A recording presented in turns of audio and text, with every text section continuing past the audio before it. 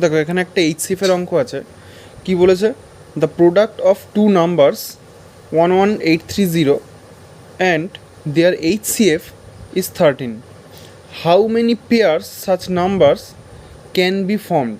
তাহলে এরকম কতজনা নাম্বার হতে পারে যাদের গুণফলটা এটা এবং তাদের এইচসিএফটা এটা হবে। তাহলে এটা দেখো, এটা করার সহজ উপায়টা দেখো। দেখো দুটো সংখ্যা বলেছে, দুটো সংখ্যার গসাগু 13, মানে একটা সংখ্যা 13x আমরা ধরে নিচ্ছি, আর একটা সংখ্যা হচ্ছে 13y। গসাগু 13 মানে সংখ্যা দুটো অবশ্যই 13-র গুণিতক। তাহলে দুটো সংখ্যা আমি ধরে নিলাম, ধরে নিয়ে তাদের মধ্যে গুণফল সমান সমান বলেছে 11830। ব্যাস, শুধু এটুকুই করতে হবে। এবার 13 দিয়ে কেটে দেবো, 9 13 117, আর 7 13 1 13 0, আর 13 দিয়ে কাটলে 7 13 91 0। তাহলে দেখো এক্স আর ওয়াইয়ের গুণফলটা আসছে 70। তাহলে বলেছে এখানে কত জোড়া নাম্বার হতে পারে।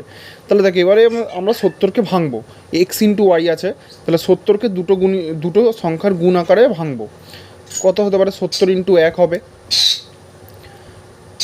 5 ইন্টু 14 হবে, তারপরে 35 ইন্টু 2 হবে, আর কত হচ্ছে, আর একটা হচ্ছে 10 ইন্টু 7।